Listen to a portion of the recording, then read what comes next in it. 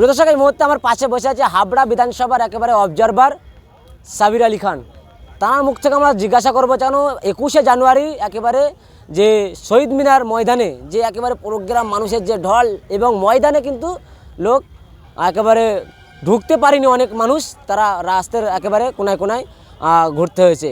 এই যে কি বার্তা দেবেন আপনার এলাকাতে, যেভাবে মানুষরা একেবারে সহযোগিতা করলো বা আসলো বিশ্বাসে আইএসএফের উপরে, কি বার্তা দেবেন? আমার এলাকা গত বছরেও যখন আমরা 21শে প্রোগ্রাম করেছিলাম, তখন গ্রামে গ্রামে যখন আমরা প্রচারে ছিলাম, তখন কিন্তু আমরা মানুষের সাপোর্ট পাইনি। অতটা সাপোর্ট যা ছিল হবে, প্রোগ্রাম হবে, কিন্তু আসার ইচ্ছা কাউকে ছিল না। কিন্তু এবারে প্রতি গ্রাম থেকেই গাড়ি হয়েছে।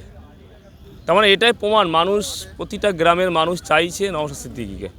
এবারে যদি ব্রিগেড আমরা ডাক দিতে পারতাম, তা ব্রিগেড মাঠ পার হয়েও রাস্তা সাইডে মানুষ জায়গা পেত না, কিন্তু সেটা দুর্ভাগ্য আমরা এখন পাইনি। আগামী দিন পাবো।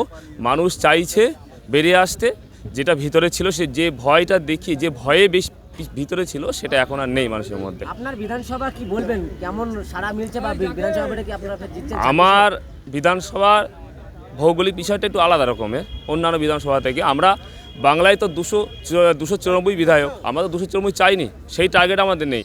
কিন্তু তারপরেও আমার বিধানসভায় যেভাবে মানুষ এগিয়ে আসছে, আগামী দিন আমাদের বিরাট জায়গা আমরা পাবো, এই আশাটা আমরা রেখে রেখেছি। 26শে বিধানসভার আগেই কিন্তু একটা ব্যাপকভাবে একটা সাড়া মিলল আইএসএফের শহীদ মিনার ময়দানে।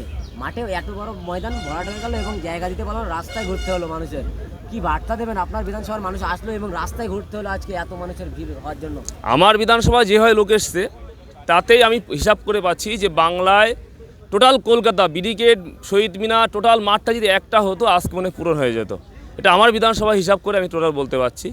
তার কারণ যে জায়গাটা আমার বিধানসভায় কিছু দিদি দাদার সেটিংয়ে কিছু চলে আমার জায়গায়, তারপরেও আমার যে জায়গাটা তৈরি হয়ে গিয়েছে, এখানে আগামী 26শে জোটবদ্ধভাবে মানুষ লড়ার চেষ্টা করছে। জোটবদ্ধ যদি জায়গা তৈরি হয়, আগামী আমার বিধানসভা বেরিয়ে যাবে আশা করা যায়।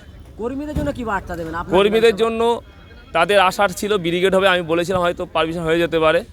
তার জন্য তো অনেকেই গাড়ি আসতে পারেনি, তারা ফোন করেছে, যেতে পারেনি।